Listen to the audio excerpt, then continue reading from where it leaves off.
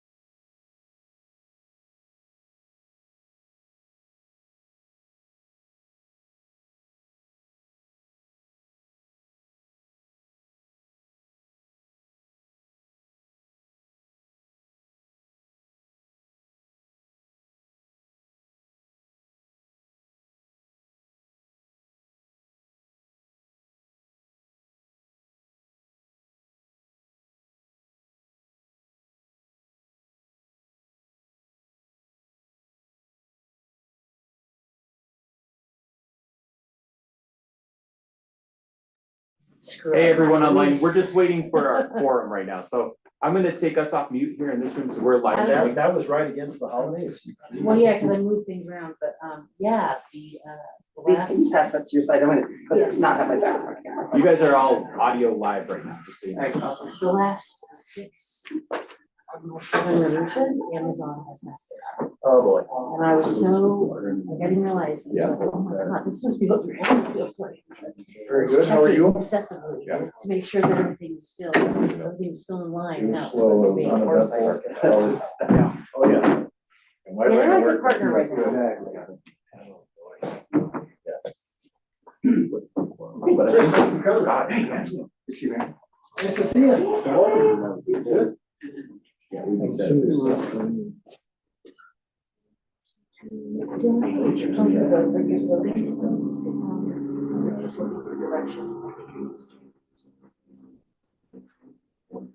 That's not. Yeah. It should be accepted. consideration before we can. So, So there we go. well, I can I ask Hey. questions during this class? How's it going? I just looking for some clarity. How are you, Chief? Hey, how you doing, Mayor? Chief, how are you? So, long time no see. It has been a minute. Or like word of that criteria, it's just saying. Guess we shouldn't. Not good for my reputation being a tough all the time. Well, that's just, this is not that bad. So we'll go into. Okay. No, no, Why it's the same definitely a lot way worse you work out there. others? Okay, got it. All right, we are good to go, Mayor, whenever you're ready. Why, thank you. Yeah, it's 5:32, so we're pretty close. I want to welcome everybody to the January 8th, 2024 City of Idaho Springs work session. And we've got a whopping 5 things on the work session tonight. And first up is Ward 2 candidate interviews. And I want to welcome both of our candidates. And we'll just start in no particular order. And I want to thank both Katie and Janine for their letters of interest. And I think I speak for everyone when I say that both of you are very, very well qualified and couldn't be happier. Katie, if you would come on up and have a seat, we'll start with you.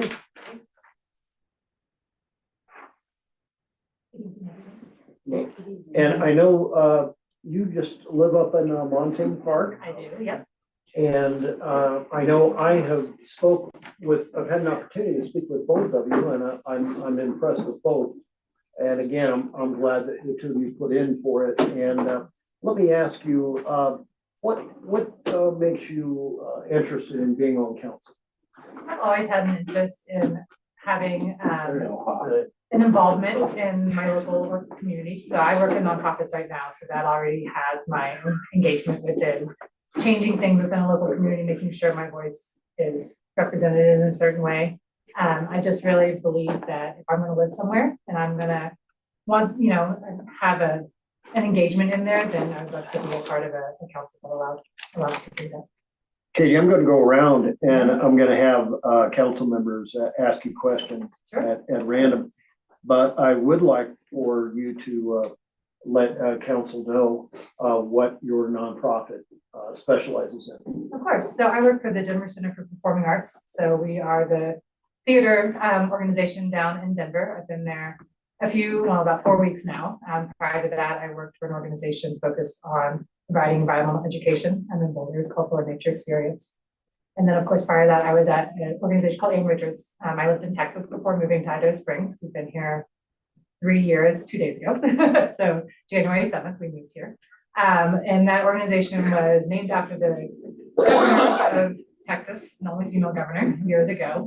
But that was really where my desire and true passion within engaging in government came from. So I really learned from, honestly, the students there and everybody else on, if you want to have a say, if you want a voice heard, if you want to represent the people, then you're engaging in the city council and other forms of government and so I am going to pass the next question on to Lisa. Lisa will be sworn in tonight. She was elected and we congratulate her. And I just wanted her to be part of the interview process because depending on how the quorum is, when we have our regular meeting, we may formally vote after she's sworn in. So it just depends. Congratulations. Thank you. Thank you, Mayor. I guess my question would be, what do you see, it's a two-parter. What do you see as the most positive thing that we are doing as far as a city, as a government? And then where do you see our biggest challenge? I think it's one and the same. It's change. The city is changing just since I've been here. And again, only 3 years, not that long, but long enough to see the positive impacts coming from the different changes that are here, but also in many cases, change is also the negative impact, right? It's what causes quite a few issues, causes contention in some cities and different communities. And so I think that it's a two-headed beast kind of It's the best thing. Thank you. Okay, It's gonna be the same question, just but a little bit different for Jane. But what is your experience with having neighbors who find your opinion or your vote on something to be very unpopular? I have quite a bit of it. I lived in the heart of Austin and it had, lots of different opinions on lots of different things. It's very culturally diverse in very many ways. And so having, I was part of a large HOA there, part of the board had a say on things and, had opinions on, I think it is all about listening to each other's opinions, respecting each other's differences and where you come from. There's always going to be a solution. It just depends on how you get there. And having contentious and not respecting other people's opinions isn't going to get you anywhere. It's just going to cause more issues. And so I pride myself, hopefully, especially being in the nonprofit world, on being open and to different ideas and different opinions. And so I hope I bring that to here as well, knowing that I have my own, but I always want to work with people when possible. Jeremy? I guess we've lived here for 3 years. What is one thing you'd like to see change in the city of Idaho Springs? Oh, that is a good question. Now that you potentially have be in a position to move that forward. Yeah, absolutely. The thing I've loved about Idaho Springs, many things, the community itself. I have really pride when people come to town. Idaho Springs has so many local companies, right? And so you don't drive in, and like you drive in from the west or from the east, and of course you get some, fast food chains and stuff. But then when you get into the heart of the city, it is all local. And I believe that coming from a place, Austin was huge, but it started local, right? Everything was about the people who lived here, the people who were raising their families here, the people who grew up here, all of that, and really making sure that stays as the heart of what we do here. And so, I really hope that stays the same, and that is one of my favorite things about this area. All right, Scott? Well, since everybody asked all my questions. Yeah, it's tough. Yeah, being loud. So, you were talking about how you can form your opinions and how would you say that you do, if the general public comes in here and voices their concerns, how do you form those opinions? How do you think that you come up with those opinions?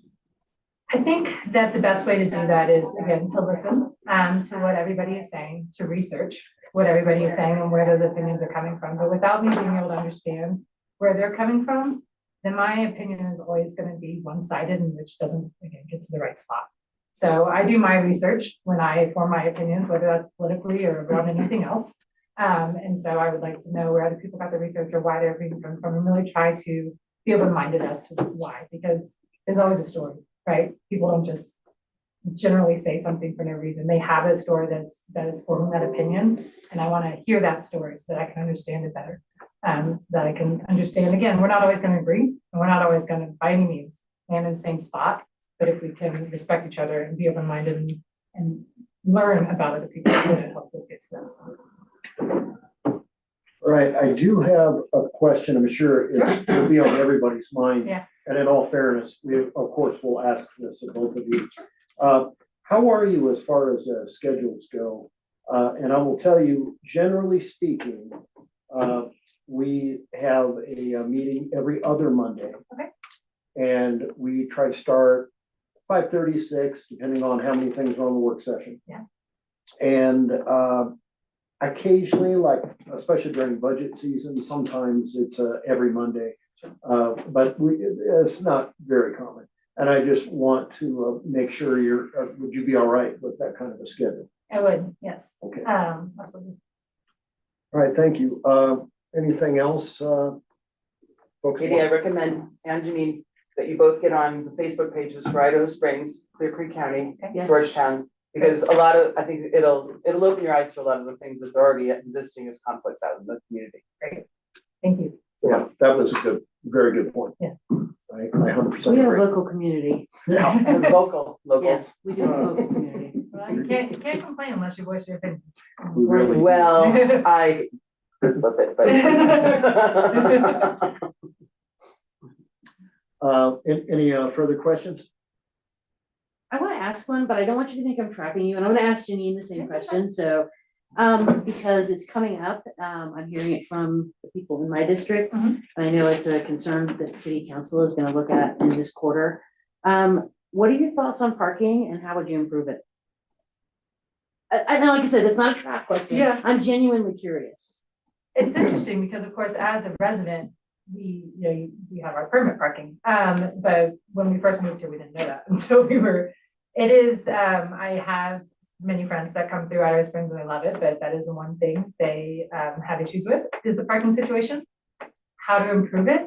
I've heard there's talk of building a garage. And so I don't know the answer for that. Again, I'd have to do my research more and hear both sides of the story and hear both sides of the pros and cons. For me, it's whether they're complaining about the cost or whether they're complaining about just access because we don't have enough parking. It depends on which way you're kind of going with that issue. Thank you. And I would also say that Lisa's spot on with the amount of citizen participation. There probably isn't anything that's been as contentious as parking over the years. Yeah. We often don't have a real big crowd, especially during work sessions, but when we were talking about parking, folks, and rightfully so, it was a big issue. And we would like to continue to improve things. I think we can continue to tweak. Yeah. Absolutely, we're going to ask Janine the same question. A little bit tougher going first, Katie. I appreciate that. Janine was taking notes. But and frankly, we may have slightly different questions, and of course, sometimes these lead to additional the questions, depending on the answers. Yeah, of course. Anything further from council? It's a good idea. Flip the page. All right. No, but thank you very Yeah, of much. course. Yeah, Katie, thank you very much. Yeah, Thank you. it'd be great if we could have 4 women on council. That's all I'm saying. Nothing wrong with that at all. I'd love to be in the majority for a change. Even just equal. And Janine, welcome. Glad you're able to join us. I would just ask you about CASA, and if you wouldn't mind just explaining to council a little bit about it. Yeah, happy to. Can everyone hear me okay? Yeah, you sound good. Firstly, I just want to say apologies. I couldn't be there in person today. My work brought me to Eagle County and I was not able to get back to Idaho Springs by 5:30. So I wish I could have been there and I'm sorry. But yes, so I work for CASA, which is Court Appointed Special Advocates. And what we do is child advocacy on 2 types of cases. So child abuse and neglect, and then truancy. So when students are not going to school and they've missed a certain amount allowed by law, and then the court will bring those students, not the court, sorry, the school will bring those students to court. So our organization provides trained volunteer advocates for both of those types of cases, both in Clear Creek, but throughout the whole 5th Judicial District, hence why I'm an Eagle today. And I'm the co-executive director of that organization. Oh, good. And I will ask you the same question. What made you decide that you would like to put in to be on city council? Yeah, definitely. So first time homeowner in Idaho Springs, super exciting. Buying a home is a major investment in a community. And I feel like ever since we did that a little over a year ago, I've been looking for ways to get involved. So this past spring, I joined the Juvenile Community Review Board as the Idaho Springs citizen member. And then in summer was able to get sworn into the Rotary Club. And those have been amazing experiences and getting to know the community, the issues, already kind of thinking about, on JCRB, for instance, we make decisions around juveniles from the detention center who are going to come live in our community. So weighing those factors of, are they a risk to the community, a risk to public safety? So kind of already doing that work around like community issues and how to keep this community safe and as best as it can be. So yeah, just really passionate about getting involved. I love it here and I would love to continue to preserve what I love about it, but then also just make it better for everybody else. And I'm talking a lot, I have a lot of passion about it. So, Thank you. I would also like to turn it over to Lisa. Actually, let's start with Scott. Oh, since we okay, all sure. We stole all his questions. Yeah, you know what? Yeah, Scott had to go last time. Scott, please. If you had a vision for Idaho Springs, do you have a vision of where we might be going in the future? yeah, I think the last candidate spoke to this, but there's definitely that feeling and that precipice of change, which is an exciting time to be, I think, a part of this community, and that there's so much kind of chance for progress and new things, but also to preserve the things we love about it. So I think I would really, need to know more about the specific issues that people are bringing up, parking being one of them. I think for me and my work, what I see is kind of the services available in the families that I'm working with who are struggling with substance abuse and mental health issues, low-income families. So affordable housing, I think services around substance abuse and mental health that are in the community that's not requiring people who need treatment or services to right now go to Jeffco or the Front Range. So I think I see a lot of just like supports and services in place along with affordable housing that can support the families that I work with, that I know these are issues they're struggling with. All right, thank you. Jeremy? Yeah, I'll ask you the same question I'll ask before. What is the one thing that you would like to see change in Idaho Springs if you were to get to?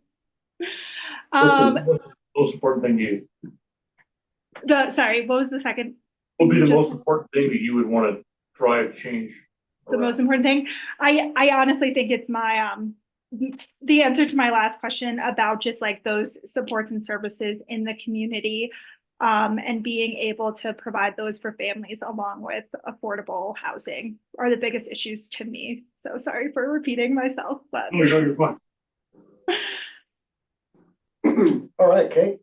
Janine, so my question is gonna be kind of weird because I'm gonna stay away from, have you ever had the conflict resolution that you have, that you have to have with your neighbors? When you sit on council or on planning commission, you run up against people with varying, perhaps even sort of hostile opinions about your decision. But actually, what you just said, what you've been talking about, steers me in a different direction. How do you see that being implemented in our tiny town? And because I think that's more of a countywide concern. I get that it is here, but how would you implement that in our little town? Yeah, I can speak to, I'll just pick on substance abuse, for instance.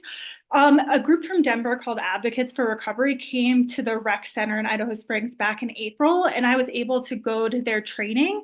And then they did a community forum right after. And there was a lot of people in our community who were experiencing substance abuse issues who came and talked about the lack of support and services. And this organization based in Denver has been setting up tiny little satellites throughout the state. And it's not so much like this full nonprofit that's coming here, but that they have somebody who can run groups, who can do community activities that aren't based around alcohol. So just using that one example, I think that was a Front Range service that would be willing to just make a little outpost or have a little slice of support here that could actually be in the community that people could access. And I think even in their presentation, they were really looking for someone in the community to more so like champion that and like be the one to like organize that here. So I see maybe opportunities for things like that on a smaller scale, more so than bringing in big organizations, or as you said, like things that the county could, or maybe county issues or could address. Okay, thank you. Yeah. All right, Lisa? So I have a couple questions. I'm gonna ask the same ones. What is the thing that you think is the best about Idaho Springs, and maybe go beyond like the affordable housing and the services? What is something that you would like to see change? Yeah. What I love best is like the small town feel and the support.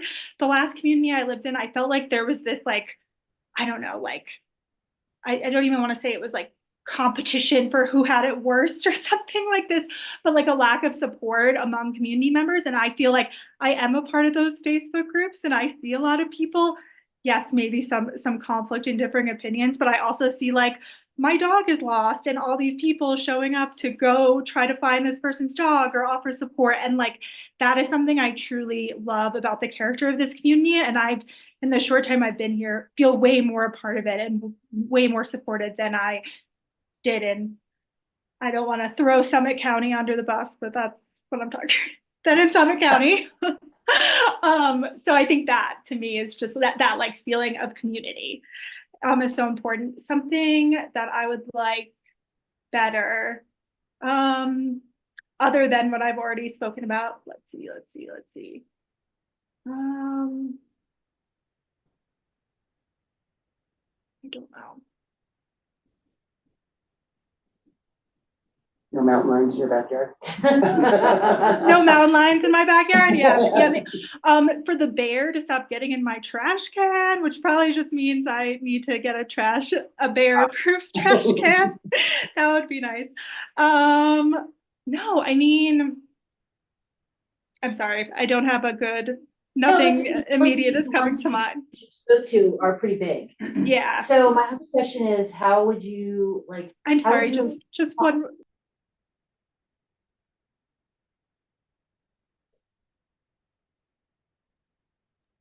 I'm at the library and I'm speaking too loudly. Apologies. So I'm going to speak at a slower and a softer pace. How would you improve upon our parking?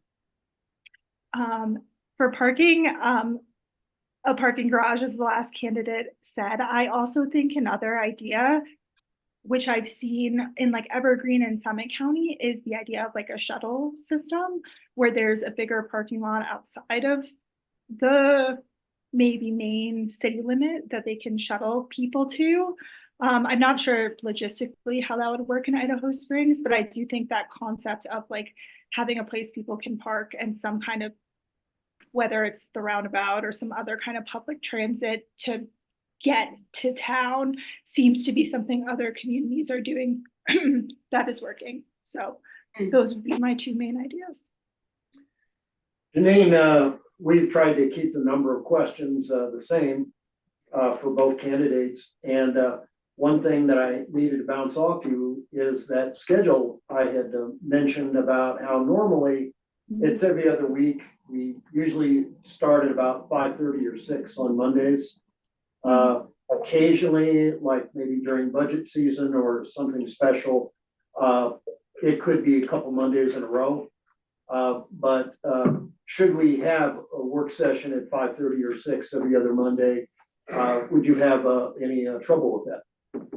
Yeah, I'm generally an Eagle the third Monday of every month. This week it was the second Monday because of the holiday next week. So generally it shouldn't be an issue.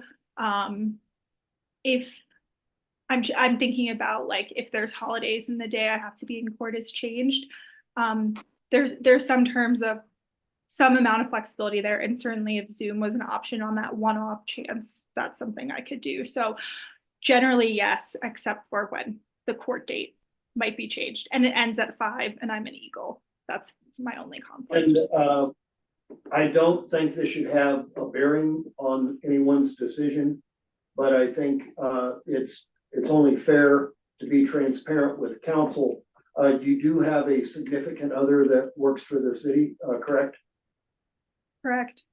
And I would assume that you could remain in a situation where you're not showing any favoritism despite that relationship. I would, yes, that is what I would endeavor to do so. And I could see if there was a specific issue that I needed to recuse myself on, I would be willing to do that if that was ever to come up. All right, thank you. Anything further? No, thanks. Thank you, Jim. All right, thank you very Thank you much. all. Okay, bye. All right, I appreciate everybody's input on that. And we will move to the next item. And I also would like to bring up the Mayor Pro Tem position. I am very thankful that Jeremy is willing to take that. And also I would bring up that Kate would have been just outstanding. 16 years is a long time on planning, and I know she would run a very good meeting. I bring this up because if there is a time when Jeremy and I are perhaps out sick, or maybe we're in training or vacationing or something like that, I know this isn't anything official at this point, but I think Kate would just be outstanding also. Thank you, Mayor. So we Call me will when you're out of go town. with the Hot Springs Resort Historic Designation. Jonathan is, I assume you're gonna be talking about that one? Mayor, I think Dylan's gonna lead it. Oh, We've got the Hot Springs team on Zoom with us, so Oh, Hot okay. Springs folks, if you wanted to unmute yourselves and bring yourself on camera.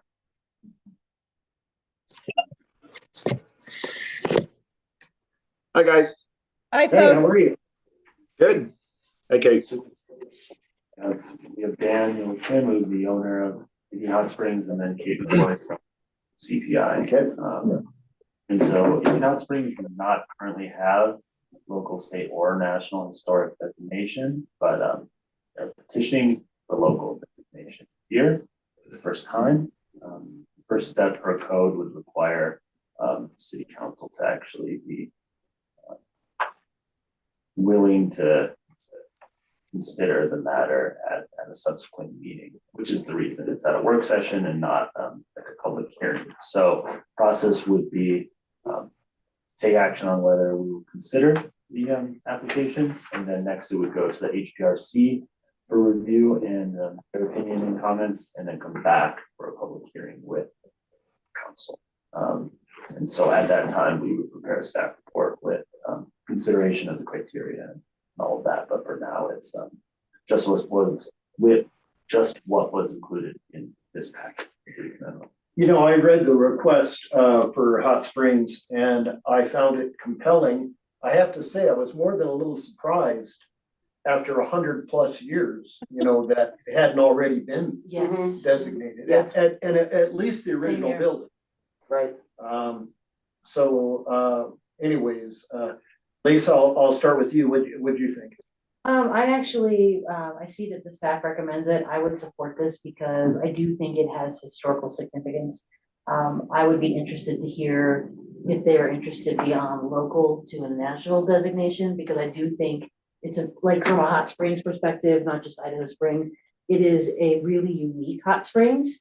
So to me, that deserves designation and preservation. Yeah, Mhm. yeah, Kate, how do you feel? The only question I have is, what are the cons? Because I can't imagine that it's, like you said, I just assumed that it was, to be honest with you. It allows them to get tax credits Right. for preservation work. It also creates a partnership between us and them to make sure that the important architectural details of the building are saved and that we Sure. maintain the fabric of the site.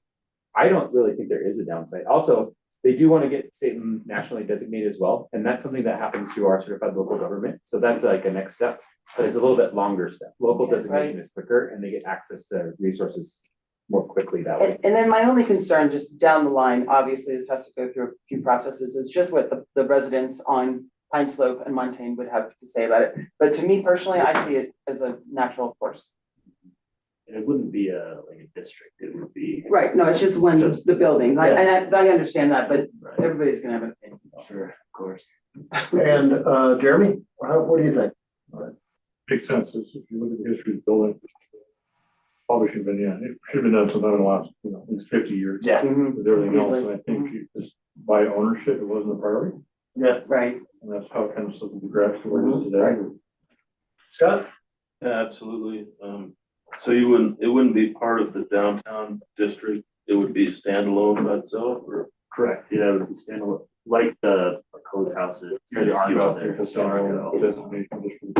Like anybody's Footprint of the house. Original building. right, anybody's house could be designated if they want it to be, and it has historical value to it, so it's really the same thing, just on a It's the commercial same- level. Same process. Right. As I understand it, it's limits, once it's designated, limits what you can do to it. Right, Just on the exterior Just though, on right? the Which is, exterior. there's a clause to that, right? It's the thing you can't do to change the character of the building Right. until you set that designation level. We have a more More preserve it long term as is. right, Our guidelines are a little more loose as well, like we don't control paint colors typically. No, that's, It's more like anything that modifies the facade in a way that changes the story. right. since this fits within that, our period of significance is 1880 to 1920, and the main building fits within that period of significance. Okay. Well, I would like to give an opportunity for Hot Springs Resort to comment. Although I would just say at this juncture that it's obvious that the city is going to support this, and I just don't see a downside. Sounds good. I didn't know if there's any other specific questions you guys had in terms of like maybe the vision of why, or how I kind of dove into it. I would love to hear your Why vision not? about why you made this. No, I would actually like to hear why you made the decision after all this time. As you guys know, as a city, it's changed hands recently, and I think previously they weren't as interested, as someone has commented.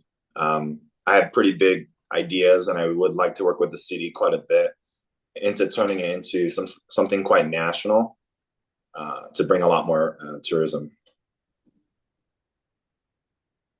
And then how I came aboard was I was meeting with Mary Jane, and she commented on meeting with CPI, and then it just kind of started from there. We did try to do a grant application a couple months ago, and then also because there was no actual clear direction if we were nominated or not, they denied us. So. All right. Well, Daniel, that sounds good. Anything further from staff or from council? Nothing from me.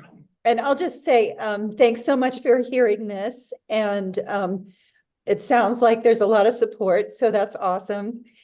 And I think that Dan and I will keep working together, to pursue grant funding and tax credits and all that kind of stuff to get to work on the building and preserve its character and help to make it viable for many years to come.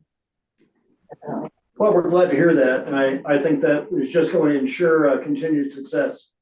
So thank you very much. Thank you guys. Thanks for your time. Thank you so much. Do we need any, sounds like we're in support. Do we need anything to move forward? Just next steps will be going to HPRC, and then you guys will see an ordinance about it. That'll be your process that we'll go through. And we need to go with them and make sure we've got all the I's dotted and T's crossed to make sure that it Will this go to the next HPRC meeting? That's a plan. That's a plan, yeah, which will be January 16th. Okay. Okay. All right. Next up, we're going to talk about the River Sound project. We have the owner and an applicant in the room as well. I don't know if you would like them to come on out. All right, well, come on up. Welcome. So just for a bit of background on our end, I guess you can introduce yourself first, maybe. You guys know me, Carla Pilgriff-Goodhole. I am the architect working with Julie Stevens. I'm the owner. So this project is, I guess this is sort of the first step of the process. Formally, for exterior modifications to the Opera House building, 1535 Minor Street, it would require a certificate of appropriateness with the HPRC. And then after that, the current proposal would be addition of more than 20% of gross floor area to the site, so it would require a final development plan. So those will be the formal actions taken, development review wise. But before we get to that part, this was scheduled to discuss the right of way behind the building in Idaho Mall to accommodate staircase and the elevator, and I'll let the applicant and owner speak to that. But basically, staff is asking for direction on whether that would be supported and by what means, if so. First of all, thank you guys for entertaining us this evening. I guess entertaining the discussion tonight. Possibility, yeah. And I'll just jump right into it. So Citizens Park is right here. My cursor there, and This is the building right next to it, so it is the old Opera House, is in the historic district from the front. You guys all know this building as, used to be the guitar shop and the meat store, retail tasting on the right-hand side here. And in talking to staff, we looked at the downtown master plan. We know that there is Idaho Street is part of that downtown master plan. It's sort of an offshoot of that downtown master plan. And so looking at that and understanding what might be planned back there is part of this consideration as well. And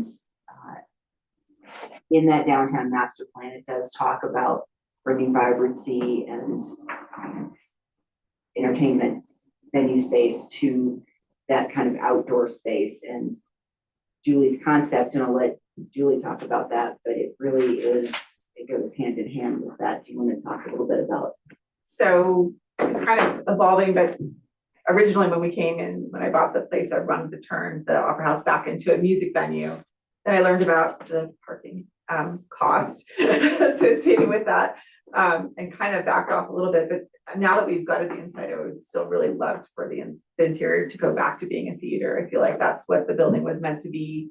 I'd love to have a lot of artists there. And what we want to do is also have a recording studio there. So in doing that, we would hope to excavate a full basement out from underneath the building. And then in the basement area, have a recording studio with some specialty engineering rooms and maybe even some rooms where people could come in, artists could come and rehearse. And then upstairs, just leave that big, beautiful open space as a huge venue. In doing that, we would need to get gear up and down into the basement and from the parking lot into the building. So that's kind of what we're grappling with right now. I would love to put an elevator on the exterior, on the back side of the building, where a van could like pull up in the parking, behind our building, and just be able to offload right into an elevator and either go down or straight into the venue if possible. So part of the master plan, it's the venue space. The other piece of this building is it is a mixed use property. And the other piece of that master plan is supporting residences above. And right now there's 3 existing residences to the space. Julie wants to make those at least one of them larger, potentially additional residences. And some of this has changed since the last time we talked to staff. So Julie's kind of mulling over, does it possibilities, yeah. Possibilities of adding an additional possibility of adding, not really a unit per se, more like a studio, more like a hotel room type thing with a kitchenette, so that if musicians are coming in from out of town, they have a place to stay. So what we're talking about here is the back of the building. So you can see the existing back of the building today. And the request that we're talking about is this right of way between sort of this curb space here and approximately 5 feet into that. So I've got a couple other shots to. So again, it is a mixed use property. There's residences on the 2nd floor. There's business and retail. There will be business and retail as there was today before it started getting demoed. On the level 1, and then Julie would like to excavate the entire basement or the majority of the basement to be more business space down below. So we're talking a 3-level building here. And then facts about the building, we know it was built around 1912, and the north elevation along Minor will not change. That is historically significant, as is the building itself. The rest of the building. West elevation is concealed. It is the party wall with canyon trading. And then the east elevation was concealed at one time. And it is the eastern property line. So that wall that you see today, there used to be a building on the site of Citizens Park. So that wall was actually concealed at one point.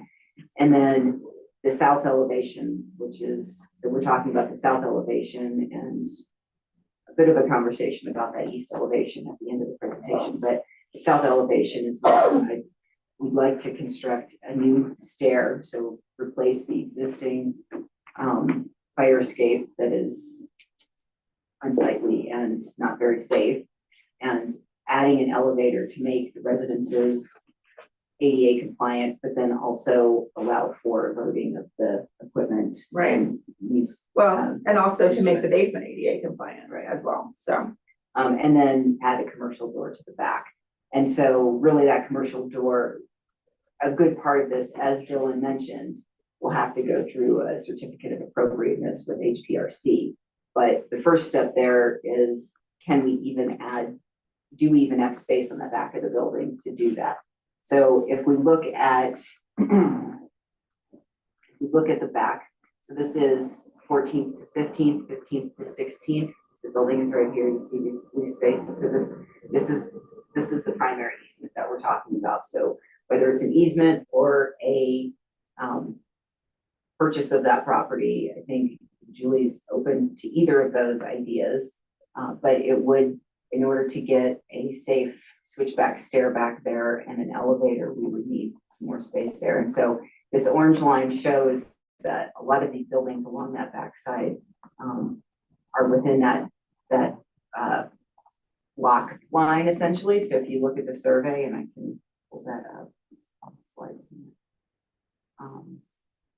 So if we're just speaking within 15th to 16th, Bojo's, you can sort of see this canopy area, this awning area there. Awning, it's the ramp and the patio. Comes right up to that, I'm going to call it a curb line, and I'll point that out to you here in a minute. And then Canyon Trading actually has a small deck that comes out to that curb line. And so what Julie's asking for is really bringing her property out so that she can build a stair in that 5-foot space. Carla, can I ask a question? Yeah. The behind Canyon Trading, is that shed on city property? The little This- building This that, guy. That's a dead. but is Well, it on there's a city? deck, and then there's like a little. We don't have a It's survey like an for it. entrance to their basement. We don't have a survey for it. It's not permitted there. We don't know where, We who owns do, it. they could be found, but we just need to. Yeah, so. But we don't know whether it's sitting on city or not. We haven't done, like, we don't have like the survey for it. But all those properties there, they could own to that line or not. They're not, that level of research hasn't been done. So Kate, what I can tell you is that this is our survey. And we know that the block lines, which are Mhm. typically the Go to the property house, lines, yeah.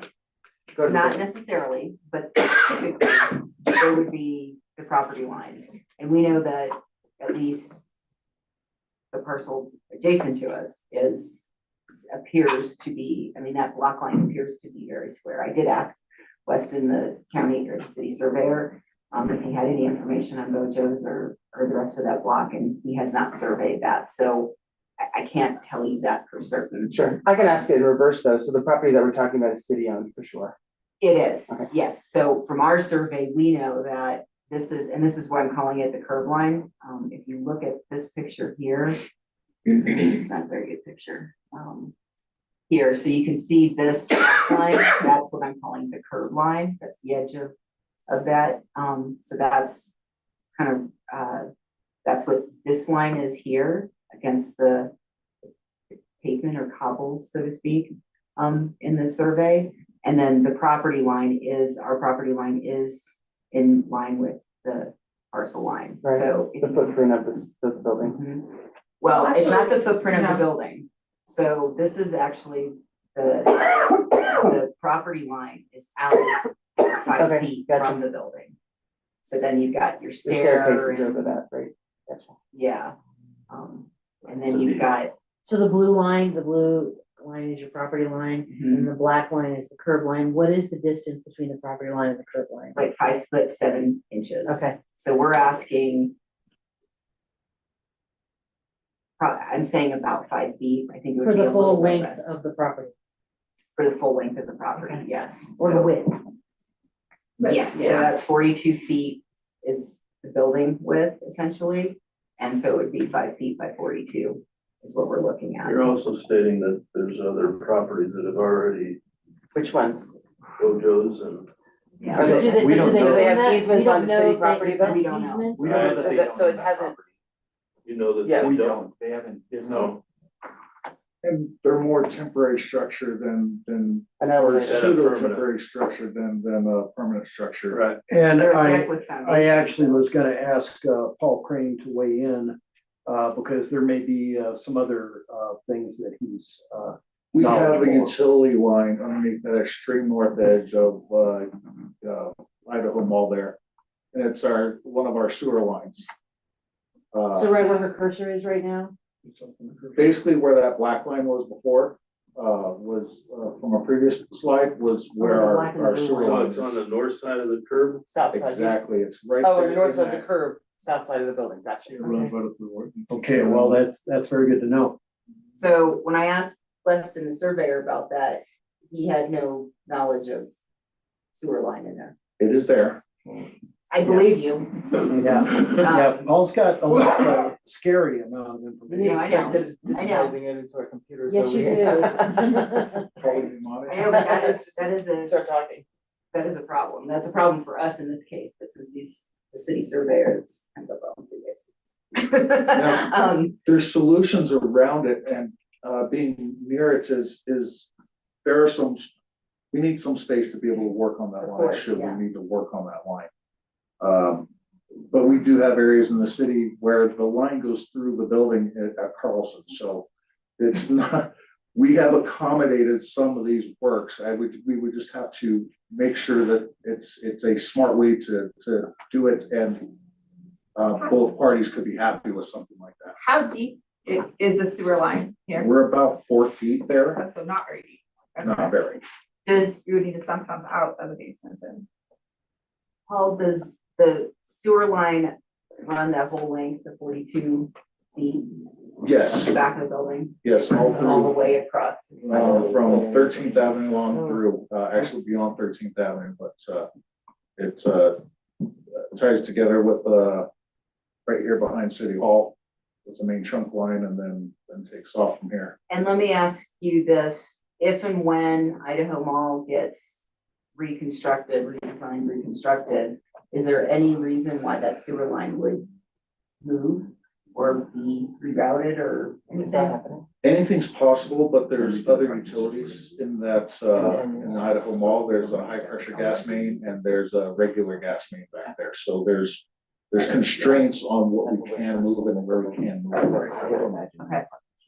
By Idaho Mall, do you mean the cobblestone road? That's correct. Okay. Yeah.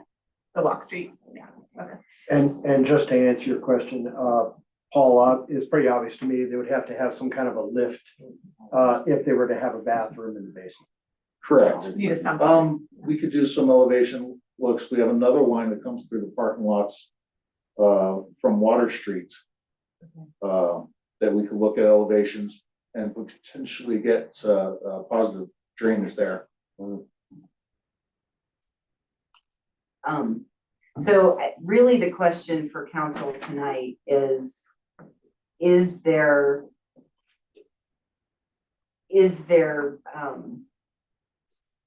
consideration for being able to do that? Now, obviously, there may be issues on why we can't do it.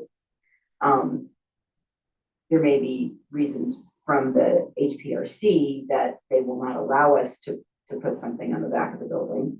But the question tonight is it something that might be worth exploring? Well, we're of course gonna go around and get everybody's input, but I just wanna start out by saying that I am for improving ADA access. However, there's just some unknowns right now, like, what does it look like? And Of course, yeah. I don't think it's an excessive amount to ask for to improve ADA. But I'm very glad that Paul brought up the sewer line. And, of course, I would weigh heavily on HPRC's judgment on what that would look like. Of course, yeah. And speaking of HPRC, Lisa. Well, so I actually think these are two separate issues because I was concerned since I have already heard some of this through HPRC. So for me, like until council decides, like this is not an HPRC issue, this is a right of way issue. Thanks for putting me first, Chuck. Let's solve a few things. No, just because I feel like if whatever council decides, and I think we talked about this in HPRC, then we'll address it from an HPR. This is not HPRC, this is not a historic thing.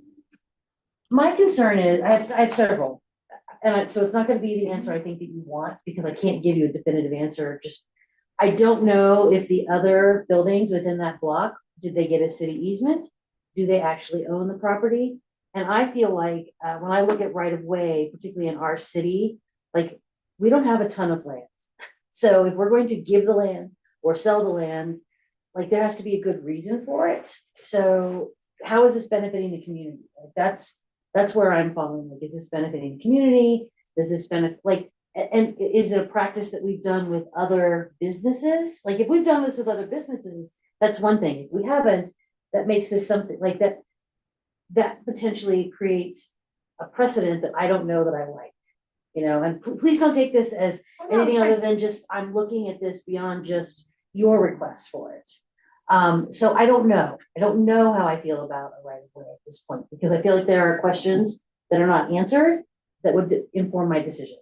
Lisa, I just want to inject, don't you think it would be easier to arrive if we knew what that was going to look like? You mean like see a drawing of the elevator? Yes, I would like to see that, because that also then does shove us back into HPRC. But I don't want to talk about, like, I don't want to. Well, and I'm also worried about precedents. But I do think that improving ADA access might be, you know, a legitimate item that we would maybe entertain with future businesses, just because I can see the ADA going that way. That's just me. But Chuck, with the square footage of that building, why wouldn't the elevator be considered for inside the building? I mean, it seems like this is a big leap outwards, rather than, you have an enormous amount of space and it is open space. It's not like you have to cut through walls. I mean, it just seems to me that you're asking for something that benefits your building in particular, and not necessarily, while ADA is extremely important, it only benefits your building really explicitly, and it is city-owned property, thus taxpayer property. Yeah, so part of the answer there is we're doing a lot of due diligence because there's a lot going on with this building and digging out the basement. Digging out the basement is going to be an interesting challenge all by itself. Adding an elevator pit below that is even more interesting, and depending on where groundwater is there, and Paul may know the answer to some of these questions as well. We're trying to keep our options open a little bit, just to say, okay, if we can't do this, then we can pivot to this one or pivot to But are that you one. pursuing an indoor elevator right now? So we are looking at options for it. Part of the issue is that with the program that Julie needs and wants, for both the size of the sound rooms below and how close those elevators can be to these high-tech sound rooms, as well as a venue space up above, it would mean that the elevator pushes out to one of the exterior walls, and the exterior walls become increasingly more structurally interesting. Is it possible? Yes. It could be increasingly more expensive to put the elevator against one of these exterior walls. But isn't it already gonna be against an exterior wall if you put it on the other side of the wall? It's on the short side of the wall, as opposed to when it touches one of the longer walls, because that's where the lateral is really, that's where it gets more critical. Yeah, it's the shear factor. It's a little more critical. It's not impossible. You're right. It just becomes another unique situation. So we're And a little bit economically not feasible. And I get that, but this is where my empirical knowledge of planning commission does come in handy. I don't remember one time where we've ever given away even an inch of property in the city for personal gain. And that's just my, my statement. I wouldn't vote on it in the past, and I probably wouldn't vote on it in the future. Okay, thank you. Can I ask a question? Oh, By giving away, do you mean? An easement essentially, especially when you're building something that's absolutely 100% permanent, Sure. means that that is never going to be reclaimed as city property.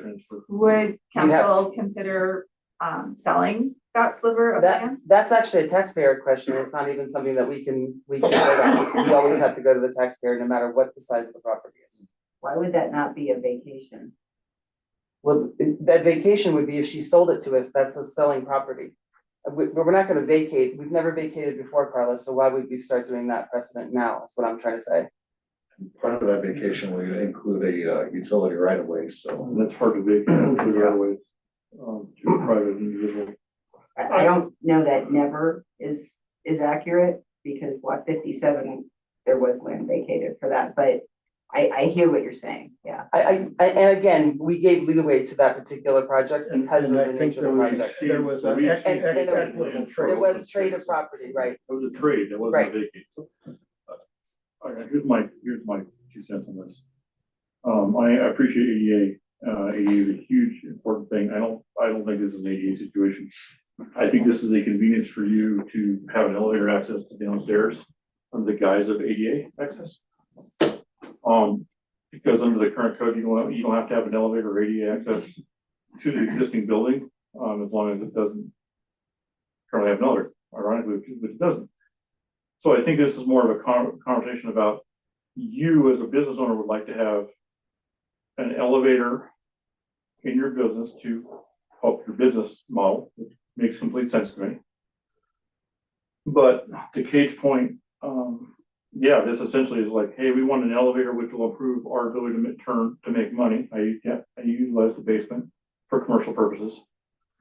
But in order to get that, I need the city of Idaho Springs to dedicate land and a utility easement, which I have a huge issue with. Which is totally different than other properties. So I'm not trying to say this is the end all be all of it. I think you need to explore all your options. And if using the commercial use of the basement is within your business model, that's your driver, which I understand, totally support that. You don't need an elevator access to upstairs. You just need a elevator access into the basement. There are options that don't require a pit. There are other options to move equipment downstairs. If your goal is to move equipment, to put a freight elevator in, it goes floor to floor. Takes a smaller footprint, has less mechanical ability. There's a whole bunch of stuff that goes in this. The other thing that goes in the basement is essentially, and you skirted on it, but you didn't go to it, is you need a second access out of the basement, and that's where the other land transfer comes in that we seem to have skipped over here. We haven't gotten to it yet.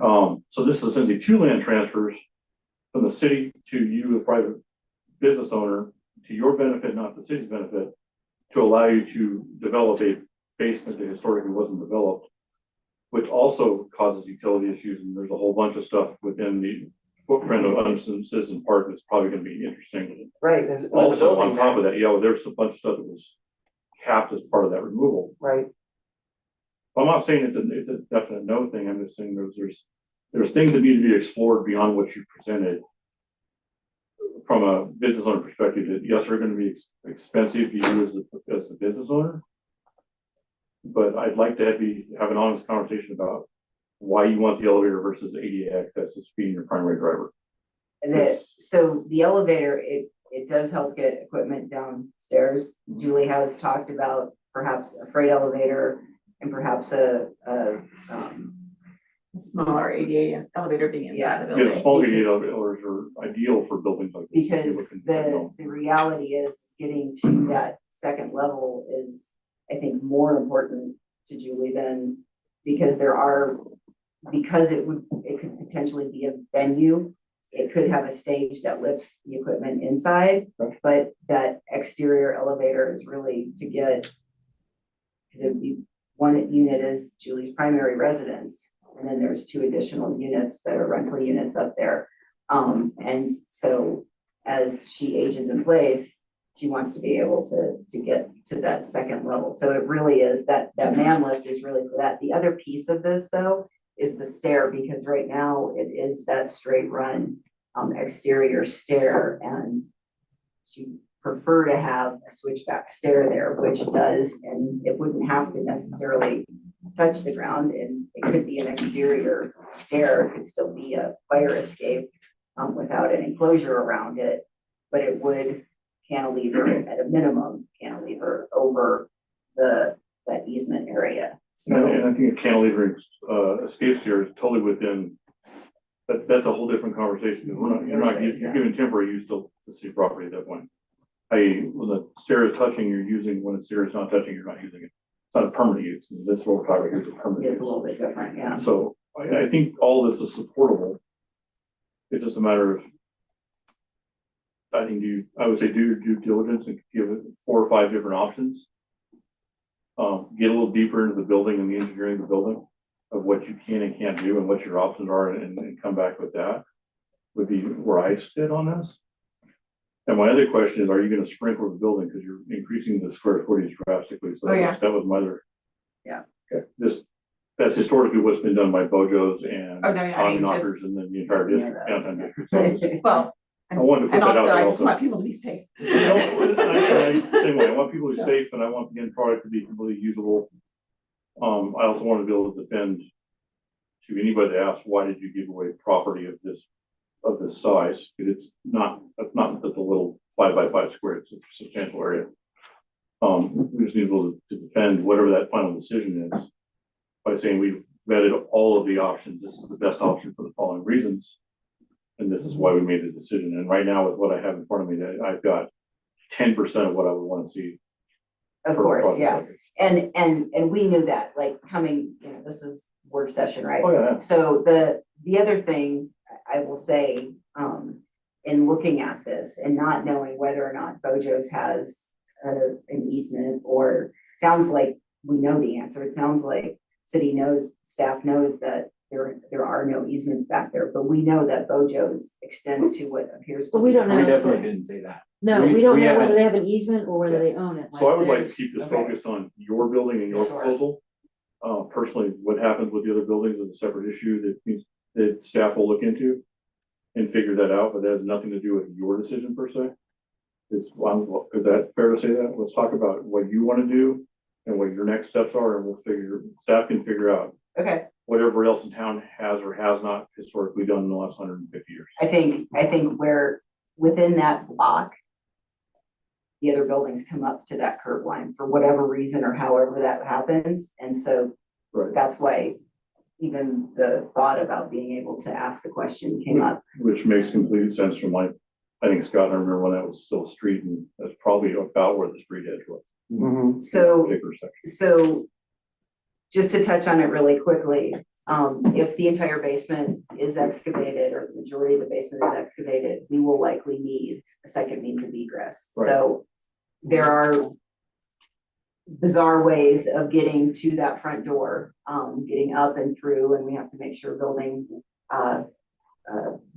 safe build will allow exiting through, spaces.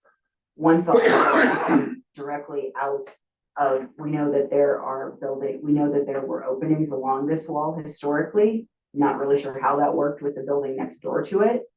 And this would I'm be sorry, you're talking about the east wall, right? the east wall, yeah, so it would Because be. the bar was there until what, about 1986, 87? So here's the Mines Theater here, this is the marquee, and then you can see whatever this hotel bar, I'm not sure, maybe it's a little bit of both, right? So that's the historic image of it, and that's today's. And so in the master plan, in the downtown master plan, it talks about using that wall as a backdrop, as a mural on one side of the park, which Julie fully supports and would love to see that happen. What we're asking for is an emergency exit essentially. So it's really not, it's not a primary entrance or exit to the space. If there was an emergency in the building, there would be a door sort of in our vision, in Julie's vision, hidden in the painting, so to speak, it'd be the Or a window well, but Yeah. then that really does take away Yeah, land your from the commercial, city, it's so that's gotta be, probably, it's gotta be a stairway. yeah. Yeah, so it'd be an interior Gotta be- stair be coming your up to stair, the 36 door. inches wide, it's, yeah, it's gotta be. And all there, the- now that we've taken the plaster off the interior of the main level, you can see historically where there were 2 openings in that wall that have been bricked back in. So I don't know if we could use one of those and still fall within guidelines. So in that case, we wouldn't be asking for a structure or anything there, but it would be an easement or of some sort to say, you know, okay, in an emergency, that door opens and people come out of it into the public space. I would be less likely to oppose that, honestly. That seems to me as like a reasonable thing to have, and since it had been established doors, as long as it wasn't included, like there was pavement or things like that, it was just No, like you're emergency walking exit out to get only, out, yeah. yeah, and there's Yeah. plenty of those around town. You have one on the back of the building and the side of the Sure. building. Meets the criteria to, Sure, it makes sense. depending on space. Yeah. That's the whole different. Yeah. As you know. whole- I mean, that seems reasonable, that it was already there, and I'm sure there's other buildings that open onto city property up and down, you know, the street Well, for emergency exits. we see with a lot of buildings in downtown, that sometimes there were even doorways between buildings. Right, It also might be the case that the theater is older than the bar. And yeah, maybe, you know, it was That's what I was thinking. vacant that land the and they theater was built the there bar, first. which blocked, The coal bin was there. yes, all sure. the Stuff like First Aid Yeah. Bank has coal bins. that were Oh, on the yeah. side of the buildings. I don't walk on those. Jeremy? Anything further? on No, that? I think it's a great idea. It's just a matter of making sure we have as many options to make a decision on as we can. Yeah. That's kind of where I'm coming from. Scott? Well, first off, I'm always for development and to better the community, you know, stuff like Chuck said, the handicap entrance.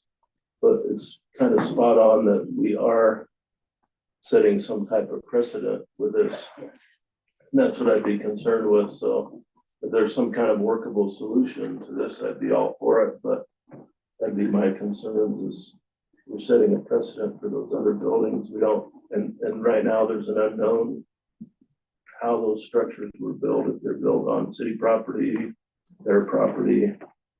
I don't think we have enough information on that. Dylan, would you, well, I mean, I think just to echo what Scott is saying, that we table this discussion until we have some more information. Is that enough for staff for now? I think so. We had a pre-application discussion plan for HPRC on the 16th. So in the interim, I can circle back with Julie and Carla and talk about that to sort of have more information available for HPRC that maybe will lead to more information here as well, potentially. And what HPRC had asked is that we bring some sketches of, Some ideas. yeah. So we what wanted it to will find look out like. if this easement was even a possibility before we made all the Yeah. sketches and then found out that this wasn't even a possibility. But it Right. sounds like it's probably not a go. But Well- that's what I'm getting. Well, and like Jeremy said, you know, I guess it'd be worth exploring the elevator on the inside as well. We have, I mean, Yeah. we've looked at hundreds of different options Yeah. on how, Yeah, we've how done the lots of pieces can different fall. design concepts, and how to put them so that the noise of the elevator doesn't impact the recording studio, the sound of the recording studio. It is possible, it's not my first choice, so. yeah, and the stair, like you can see it in this image here, the stair really butts out further than the elevator does. Yeah, and right now, the stair is not a very attractive element. No, I would agree with you 100% there. The stair, the whole back of the Building is not. sad. Yeah. And because that's, yes, there is an entrance to those residences off of Meyer Street, but as Meyer Street starts to become something else in the downtown master plan, starts to take shape, and the park gets to be busier, that back entrance will be the primary entrance to these residences. And so really having a safe entrance point that is more theirs as opposed to just a fire escape is the desire, right? So have a question, Chuck, on the master plan, or Carla, does it address trying to make the back of these buildings more attractive? Is it? It Because I doesn't, think that would be a big plus.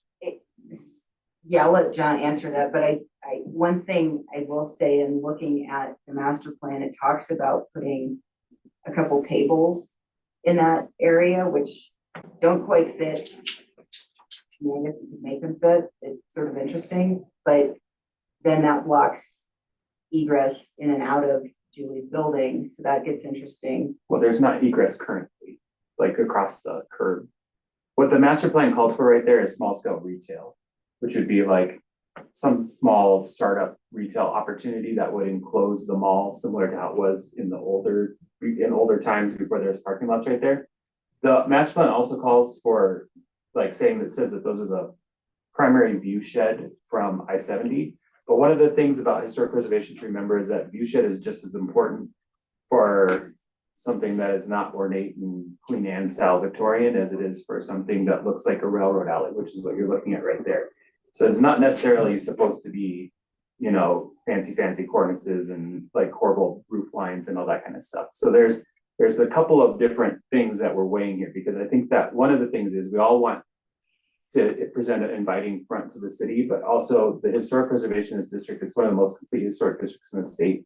And this is one of the most significant buildings in the district. And so I think that that's the balancing act. And I think one of the really good things that came out of the HPRC conversation is HPRC seemed open to making sure that the building is usable, because I think everybody wants it to maintain an ADA access and all that. Sure. But without maybe trying to retell the story of its facade. We want to, I think the goal would be to preserve what that building is and what it has been in the city. But I think that could be accomplished with what they've talked about. We've talked about similar projects with metal staircases attaching to facades and how that's maybe not a permanent alteration and it's not covering up the historic detail, which is a pretty critical piece of the criteria for historic preservation.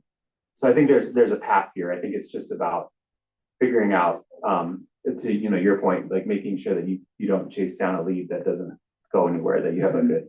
I think we can talk at the staff level with you after this conversation and maybe identify some good paths forward so that you guys can keep moving in.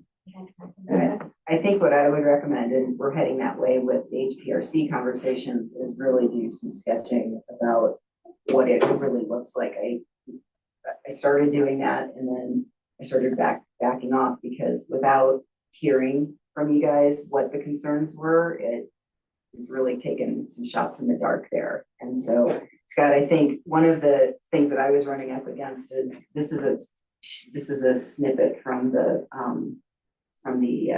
master plan. And so you can see it shows tables back there. And similarly, it shows tables against Vintage Moose, which currently they have their tables out there. They have that area. So I don't know if that's an easement or not, but either way, I think the thought is to make it look engaging, and as you're coming around, interestingly enough, coming around the bathrooms to Citizens Park, and those bathrooms are going to be there. So they sort of cut off a real tie and connection to Idaho Street Mall, but trying to find a way to make that really that area that we're looking at back there function as an extension of Citizens Park. And talking with staff and Andy specifically, he had mentioned, well, if you, Julie, have a venue and we have a stage in an outdoor venue, is there some partnership there? And Julie's completely open to that if public-private, becomes a partnership that you guys want to look at for any reason. So I think in that next step in doing some sketching and really showing you what it could look like is important.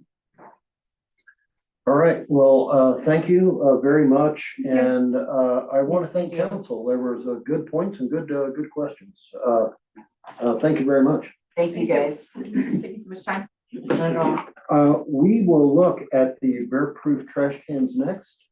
And Paul, excellent, just an excellent presentation of options there with those bear-proof cans. And Jonathan, I believe you applied and received that grant. Yeah, we actually got the reward or the award today, like the actual contract. Oh, really? So we're ready to go now. When Paul wrote this, we weren't quite there, but now. Oh, I got you. Yeah, very good.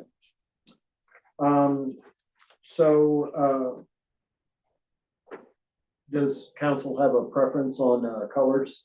We've got some variations there from browns and greens and whites and yellows. Yes. What's our city color? We've been using a lot of brown. Browns and blues, like mountainy colors. Browns are Well, so, if you look at our seal though, our seal of those first three colors, the blue, gray and the green. Yeah, that would I would like to stay away from brown because that's National Park Service. yeah, I like the green and the blue I myself. like the blue. And wrapping them, we can make them look like anything. to Paul's point, You so. just beat me to the punch. Yeah, I was gonna say, I'm glad that was pointed out because They're not necessarily wraps, they're more 30 by 30 panels that'll be placed on there. And they're vinyl panels, they have about a 3-year life expectancy. The colors that we choose, I prefer to stay away from the blues and the greens. Blue might be good, green is more associated with recycling. Right, or Yes. blue too. And we would get some green cans for recycling programs with the amount that we have, but they would sit in storage until we figured out a way that would work. But we could have some of those cans on hand in those colors Okay, for a recycling program. yeah, I'd love to start that. I would too. Logistics are the biggest thing. I know, Who's I know, picking it up? Where's know. it going? I know, I know. Then I would go for gray with those concerns. I would go for gray, just because I would hate to, I don't want to see recycling, but also I want to keep it away from National Park Service. And gray would allow our logo or whatever to sit Yeah, on the there. logo could sit on I there. think Okay, I And do it great. would look really nice. Gray's good. I'm The good. businesses are also super interested in sponsorship. Ah. So Oh, it could be a really good time. They could sponsor the vinyl siding. Yeah, potentially. And I think, or we could do we had an idea about Carlson kids, like they could have a contest. I think it's a great idea. So, They yeah, do it all over the place now. It's awesome. It looks like it. The murals on the sides of these 40 things. years ago.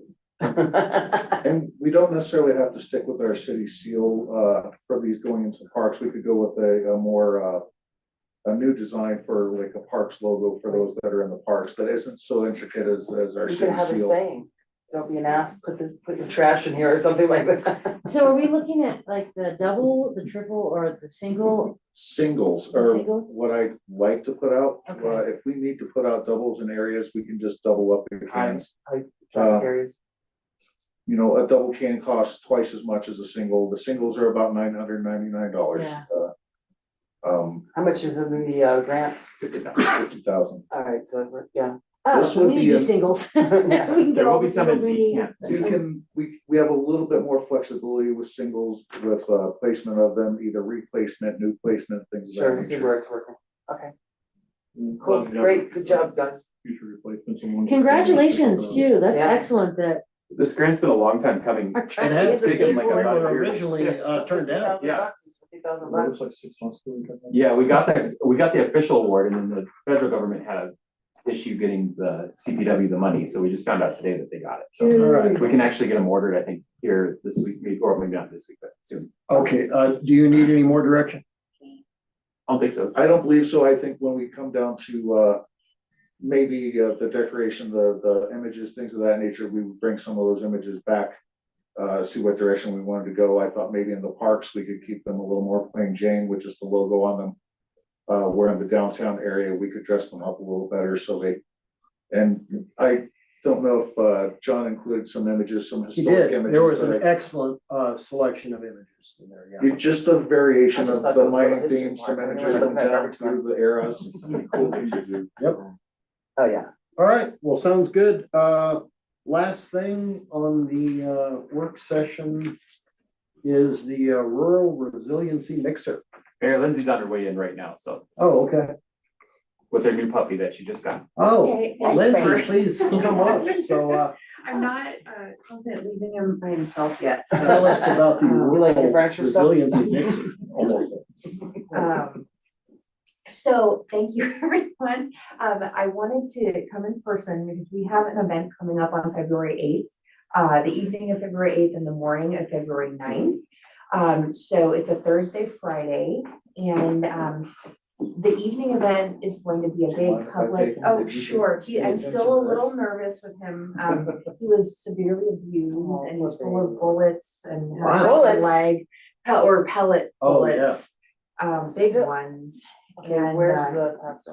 Aries? The what? No, he's from New Mexico.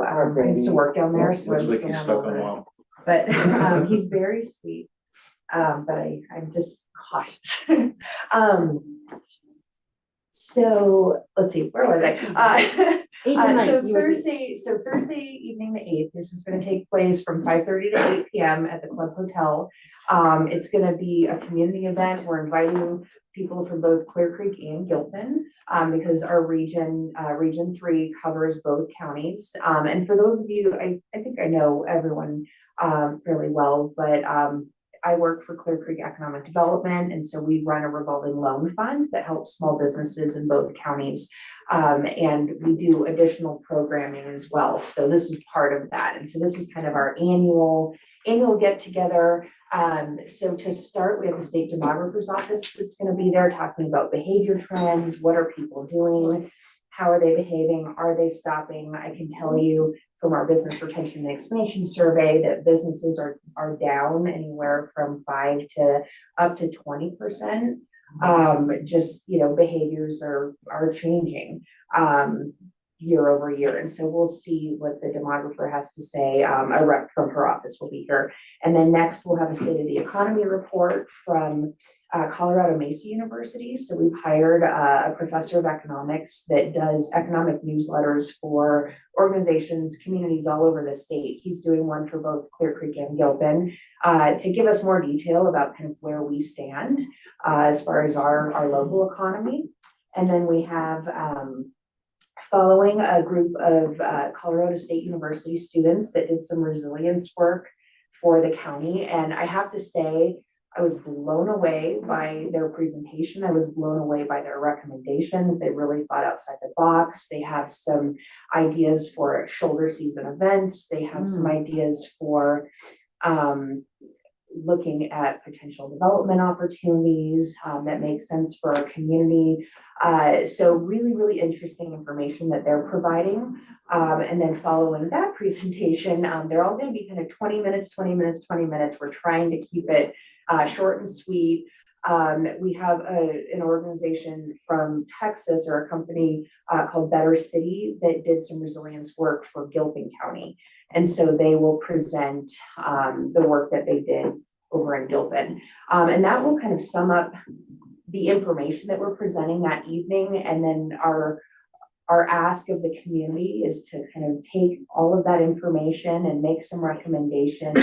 We'll have Valentine cards, since it's close to Valentine's Day, a little cheesy, but asking everyone to write a Valentine to their elected leaders. So you all and our commissioners, and we will be then taking the themes from those Valentines, and the next morning, we're inviting all of you back. Just elected leaders. I mean, it's open to the public, obviously, anyone that wants to observe. But this will be an exercise for commissioners, counselors, administrators, mayors. And I'm fortunate that, I've had a great response so far. So we have a lot of people attending that. And so we'll be, again, talking about all of the information we heard the night before, and really looking at economic development as, what does that future look like for both of our counties? Flo Bertano with the Denver Regional Council of Governments, who I'm sure you've all had the pleasure of meeting. She is phenomenal, and she's a great facilitator. So we brought her on to facilitate the morning leadership event. And so she'll be going through a SOAR process with everyone. So strengths, opportunities, you remember what she said? I'm blinking now. Strengths, opportunities, aspirations, and results. I believe it is. It's a little different than your typical assessment. So it'll be an interesting exercise. And the success is dependent on the participation. And so I'm going to everybody in person to request your presence there. It should be a good time and good food. We have Square Peg Catering that's gonna be there, doing both events, catering both events. Yeah, they do a really good job too. They do. Yeah, oh, she's amazing. So she'll be doing both events. We will have a cash bar set up on Thursday evening. This is in lieu of our normal kind of annual party that we have. And so we want it to be a fun, relaxed event in addition to informative. We won't make you stand for 2 hours. We will have a lot of seating. I went by the Club Hotel and toured it on Friday, and the room is much larger than I thought. So I'm no longer concerned about space. We'll all fit nicely in there. So anyway, I wanted, if you have any questions about kind of the process or what's happening, so far we have Empire will be attending. I believe Silver Plume will be attending. The commissioners are attending from both counties. I'm hoping I'll be attending the city council meetings over in Central and Blackhawk as well. So hopefully we get some participation there, and we'll all be mixed up. And again, Flo runs a great meeting, and I'm hoping by the end of this, we have some really exciting things to work with, and this will drive our strategic framework as well as what we hope municipal and county-wide efforts regarding economic development and really what we want to see our future, what we want it to look like. All right, well, sounds good. So, And thank you. We thank will you. look forward to this. And that will conclude the work session. And I'd like to take 5. Everybody take a comfort break. There is a bathroom down in the basement if anybody needs to use it. I know. Ninja. You're gonna be so happy. Sorry, How old are you?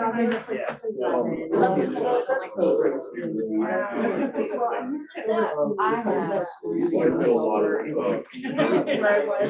have. I ran down there on Friday and grabbed it. He's happy. It's gonna be great. Just a little bit of time. Brenda, Oh, Brenda was with that? I think so, yeah. So, and so ready again.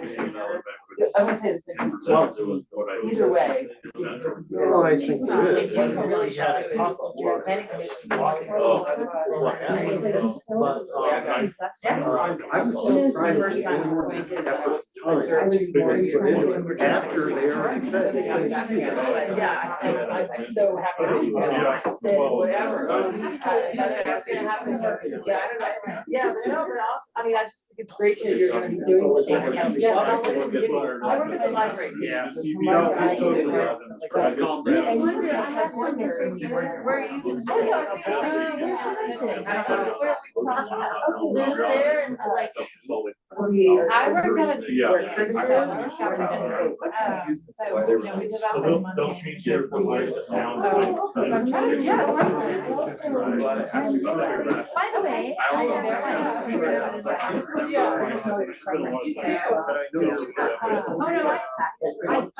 actually. Just actually on. But the only time that I will ever want to is when I do like that. But other than that, I don't, and I will always download it and I have some on my phone. You know, cause I'll recycle this like right after the meeting.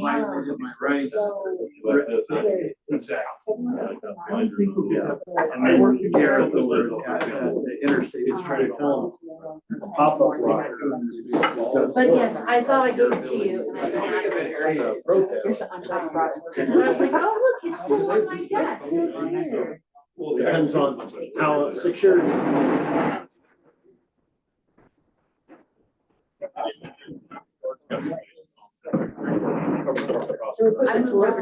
Yeah. Hey, how are you? How are you? She's like, where feel like it could be worse. It could be. When we.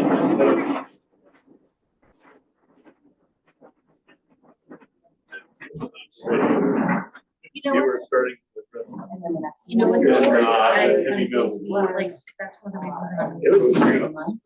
because I can't just leave and let things. No, things have to actually, I need to stay down there first. Might still have it. No, I brought it back. Oh, good for you. Wonders if, do you still have it? Oh, that's great. I'll bring it back, don't spend money. All right, Let well, me just. you won't be down there for long.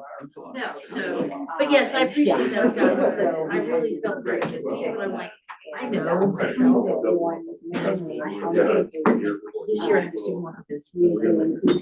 But I think we're gonna have some really good. Although we took 3 steps forward yesterday, and we'll take 4 steps Wednesday. However, everything else is moving forward. The time, we're not having the concrete, we're not having the padding. I still haven't got on the automatic. I think we're going to have tighter reins. And I keep saying, doesn't matter if you or I do. I'm doing good. Chuck, do I have like 2 minutes to run downstairs? Good. But I'll sit out here until. Great.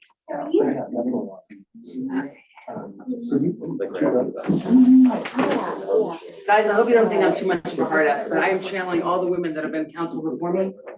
And it's called blunt. We're all been very blunt.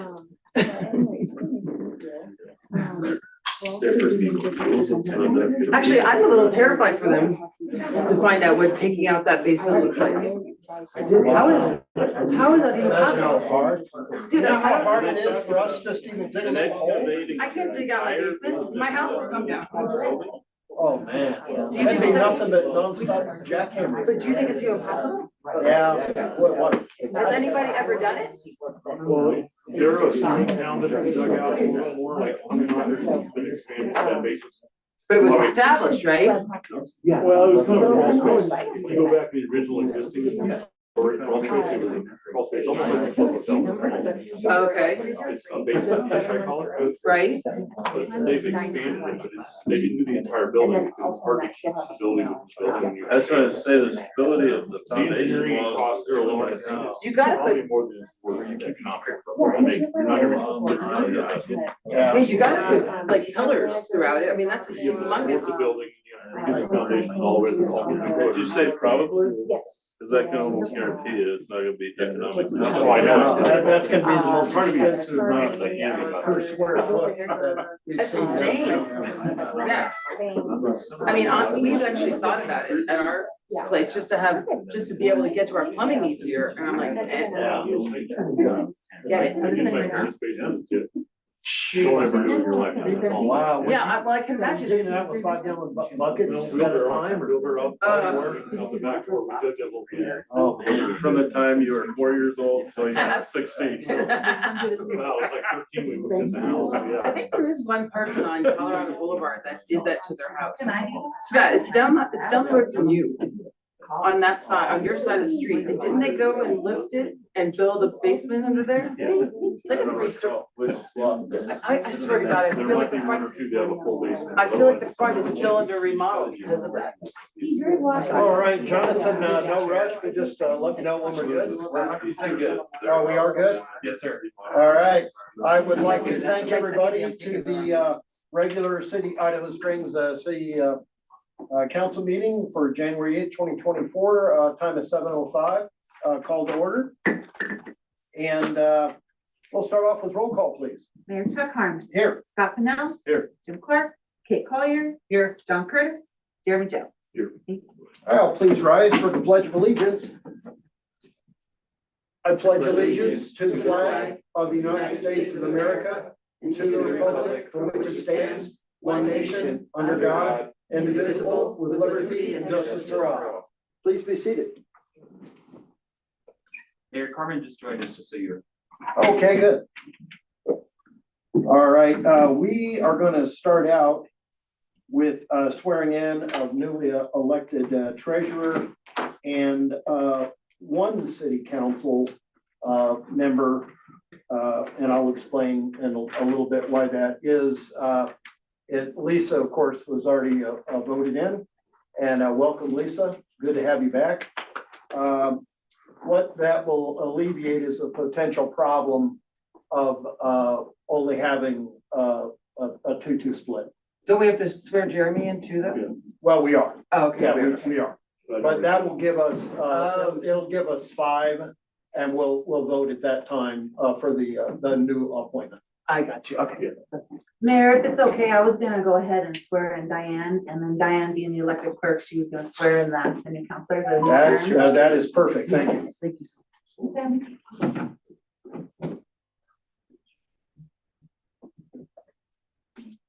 Right hand. State after me. I, Diane Reese, do solemnly declare and affirm that I will support and uphold the Constitution of the United States, the Constitution and laws of the state of Colorado, and the laws and ordinances of the city of Idaho Springs, and that I will faithfully, well and truly, and to the best of my skill and ability, perform the duties of city treasurer for the city of Idaho Springs, upon which I am about to enter. I do. Welcome. Thank you.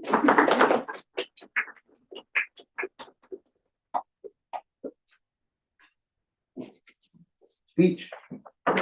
It's great to be back.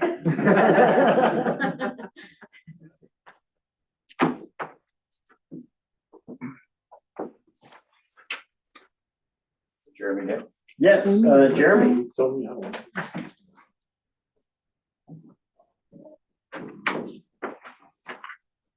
You don't have to repeat after me or anything. Okay, are you sure? I, Jeremy Jones, do solemnly declare and affirm that I will support and uphold the Constitution of the United States, the Constitution and the laws of the state of Colorado, and the laws and ordinances of the city of Idaho Springs, and that I will faithfully, well and truly, and to the best of my skill and ability, perform the duties of council member for the city of Idaho Springs, upon which I'm about to enter. Thank you.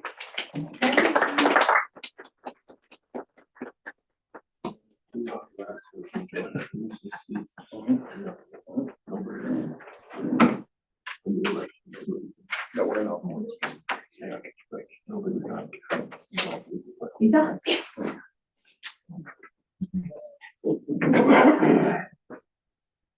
I, Lisa Manifold, do solemnly declare and affirm that I will support and uphold the Constitution of the United States, the Constitution and the laws of the state of Colorado, and the laws and ordinances of the city of Idaho Springs, and that I will faithfully and well and truly, and to the best of my skill and ability, perform the duties of council member for the city of Idaho Springs, upon which I'm about to enter. I do.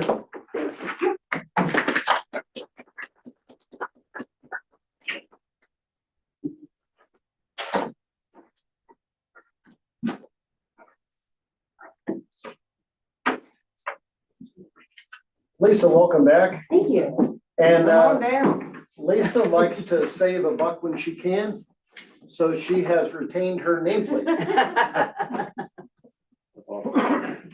Thank you very much. Next on our agenda is appointment to Ward 2 Councilor vacancy. And we are going to need to take a vote.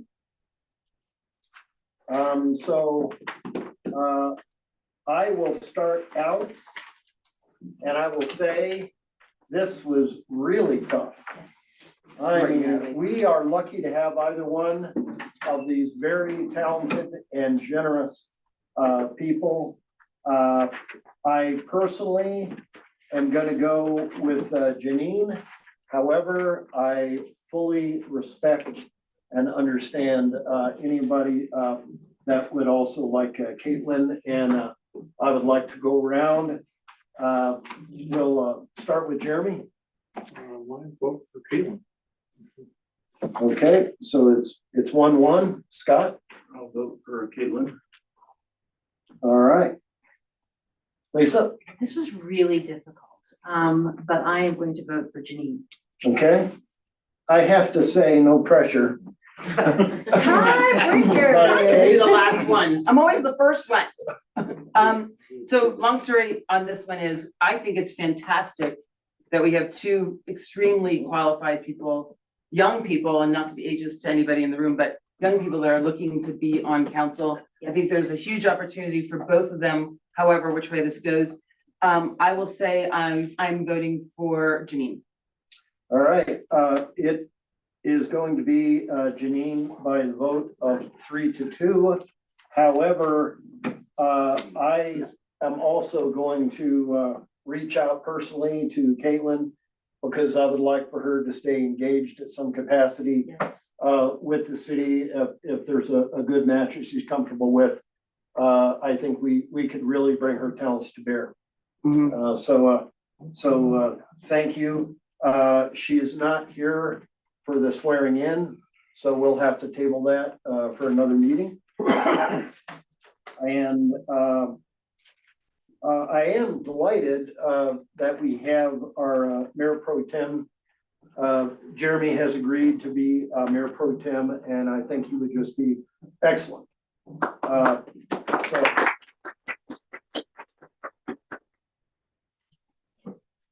Good. She has the broken chair. I have the broken And it's a Mayor Pro Tem thing, you got to. I believe this is going to be a roll call vote, will it not? For the appointment, For Jeremy? Yes. Unless anybody has any. Yeah, everyone in favor, please raise your right hand for Jeremy being Mayor Pro Tem and signify by saying aye. Aye. Any opposed? All right, thank you. And the ayes have it. Welcome, Jeremy, and thank you in advance. We'll get you bid. Get the official mayor bid. We have an agenda before us tonight. Do I have a motion? I will move to approve the agenda for January 8th, 2024. Thank you, Kate. Do I have a second? I'll second it. And a second from Jeremy. Any discussion? All those in favor, please raise your right hand and signify by saying aye. Aye. Any opposed? Does anyone tonight feel they have a conflict of interest? Hearing none, I will move to approval of the minutes. Do I have a motion? I should do it because it wasn't anything last time. I'll make a motion to approve the minutes from December 11th, 2023. Thank you, Jeremy. Do I have a second? Second. Second from Scott. And any discussion of the minutes? Hearing none, all those in favor, please raise your right hand and signify by saying aye. Aye. Any opposed? We'll move to approval of the bills. And actually, we do have two sets tonight. Could I have a motion for the December 15th through December 31st bills? I'll move to approve the bills from December 15th through December 31st, 2023. Thank you, Kate. Do I have a second? I'll second it. Second from Jeremy. Any discussion of the bills? I just have a couple of Sure. questions. On page 8, the Ford Taurus, what was that repair? Was that a police car? Was that? Chief? Mayor, yes, it was a police car. We continue to, that was, from what I remember, that was not like damage related to any sort of a crash, because that would have been a insurance claim. It was just a mechanical issue that needed to be repaired.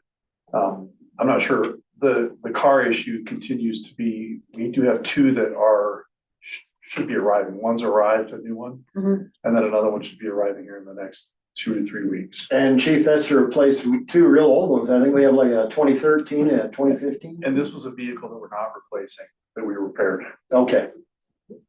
And then I have one other question. The Clear Path home, that expense, is that our initial expense?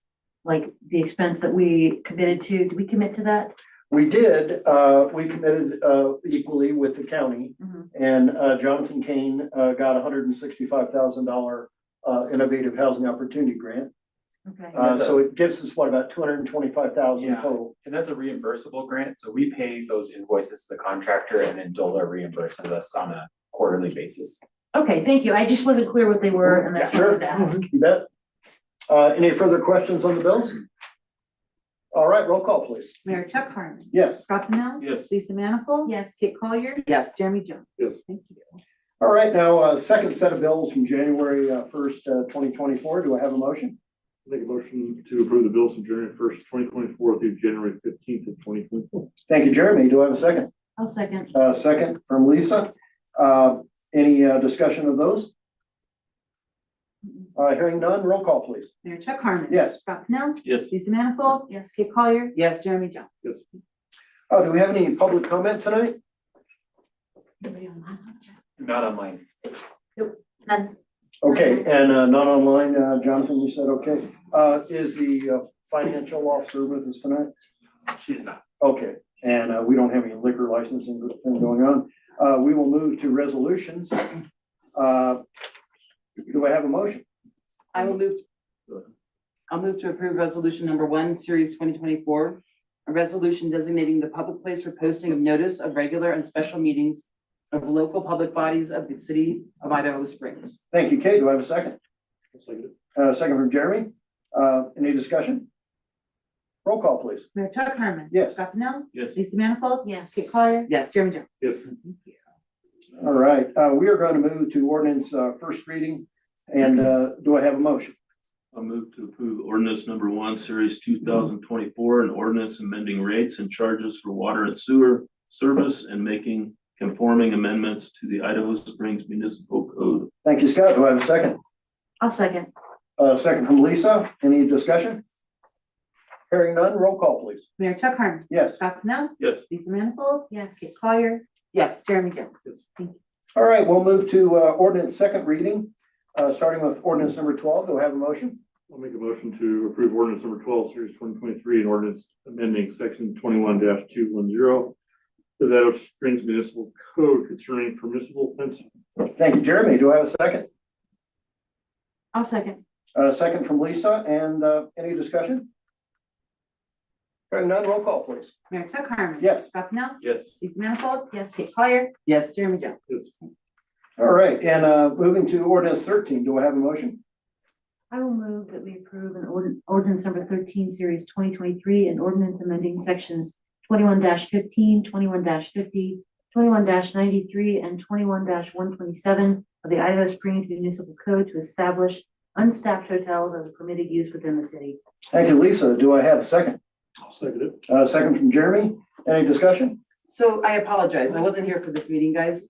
And I'm just curious that we don't have any Airbnbs in town that don't have residents living on the property, right? Well, I mean, yeah, that's I what know. it's supposed to be. It's supposed to be in our code. Yeah. But we're allowing a hotel. So I was just concerned about that. I'm thinking that it's not really consistent with the messaging that we're sending. There's a new type of hotel that's happening that does operate more like a short-term rental than it does a hotel. Our code had 2 controls in it for hotels, and that was that you had to have essentially a maintenance area in the lobby to operate, and then you had to have full-time staffing. So as we have kind of progressed in these conversations with some of these newer boutique hotels that are trying to open, one of the things that we discovered is that we could probably align ourselves with like what has been done in other municipalities where you have somebody that can respond within a given window, similar to our short-term rental ordinance, which requires you to be able to respond, I think, within 45 minutes. And so we talked about that with Planning Commission because it seems that this is becoming an issue in our community, like just being able to staff at that level. And if we can maintain a certain level of service at these places, and these are all in commercial zone districts too, so it's not affecting Right. residential property. And it has Technically to have like, adjacent to residential, Yeah. but I get what you're saying. yeah, well, like C3, there's some non-conforming commercial, but you can't have a short-term rental in a commercial zone. You have to have like either a hotel or a Airbnb or a hotel or a bed and breakfast or Easy, something yeah. like that. So what this allows us to do is just allow a little bit more flexibility for some of these smart option hotels while still maintaining this distinction, because you have to have like 4 rooms. So it creates a distinction so that we're not getting like a backdoor to create short-term rentals. I guess outside our- the long and short of it, once you make this ordinance, you pass it, and if it seems like it's not working, is there a consideration on the backside to say this no longer is working? It's obvious that this is a free-for-all in this 8-bedroom hotel or I think so. 4-bedroom I hotel. think Planning Commission will be considering new hotel ordinances this year. That's something on tap for the spring. That's a really big conversation that requires, it's gonna require a lot of meetings for them. And then I think that'll be coming to city council. And then the other thing is that we're probably going to be taking a review of our short-term rental ordinance and just make sure it's in line with current regulations that we're seeing at the federal level. So I think that we'll have continuing conversations about this. Okay. Any further questions? Hearing none, roll call, please. Mayor Chuck Harmon. Yes. Scott Pennell. Yes. Lisa Manifold. Yes. Kate Collier. No. Jeremy Jones. Yes. Next up is City Attorney Carmen. Welcome. Did you have anything for us tonight? No, Mayor and Council, other than welcome, welcome to Lisa, or welcome back. Welcome Janine, if you're listening out there, and Jeremy and Diane, nice to have you back. So no, just wanted to say hi and be there for the swearing in. That's it, Mayor. All right, well, thank you very much. Pardon me, Mayor. Yes. I'm sorry, I didn't catch the second for ordinance 13. Was there a second? Who seconded it? I got Manifold. I seconded it. Oh, well, thank you, Jeremy. Thank you, Yeah. Jeremy. Sorry. Thank you. Buffering. I'm sorry. All right. City Administrator, we have a staff report with no request for action. Assistant City Administrator, Jonathan, you don't have any requests for action, but I just wanted to check in with you, make sure you didn't have anything else for us tonight. No, sir, thank you. Okay, thank you. And Community Development Planner, no request for action. But Dylan wanted to check in with you and make sure you didn't have anything further for us tonight. Nothing tonight. All right, well, thank you. And then Deputy Clerk, no request for action. Anything further? Sales tax numbers came in after the packet was made and dispersed, so it's 17% over last year. Okay. So just to give you a heads up, and it will be in the next packet, and then City Hall will be closed on Monday for Yes. Martin Luther King Jr. Yes, and then I do want to point out, Wonder is not one to like ever toot her own horn. But if I have it right, Wonder, I think you found out about a clerk grant and applied for it and received it, right? I did. I wrote an essay and I got it. I'm going to school and I'm trying to become a certified clerk.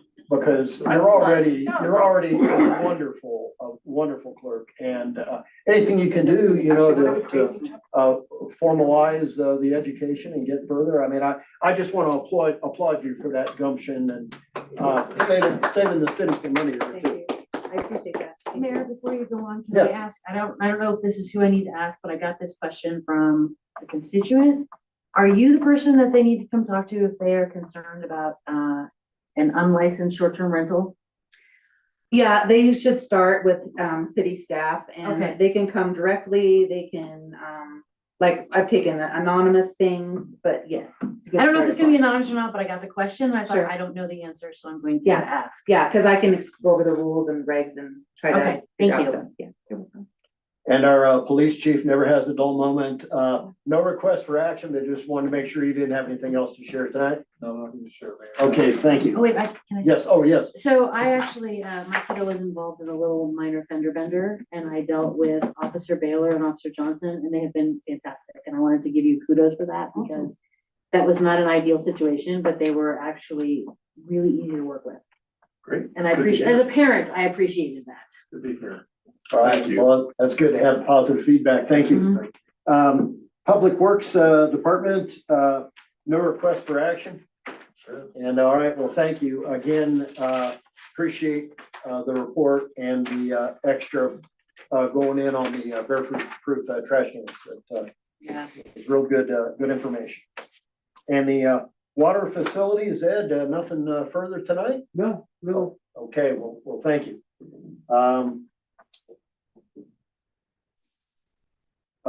Let's see. We've got the mayor and council up next, and I just want to say that last meeting I had brought up Art Cacavelli's contribution to city council, and I just want to point out John Curtis was not able to be with us tonight. But he, of course, is the outgoing mayor pro tem, just did a wonderful job for the city. And he's actually will stay with us at some capacity. He will continue to represent Idaho Springs with Fire Authority. And, you know, I just think that it was always in good hands with him as a mayor pro tem situation too. So Great. We are very much in his debt. And Diane, did you have anything tonight? No, sir. Okay, all right, well, thank you. Our next work session and regular session is going to be January 22nd. And is there anything further from anyone before we adjourn? Hearing none.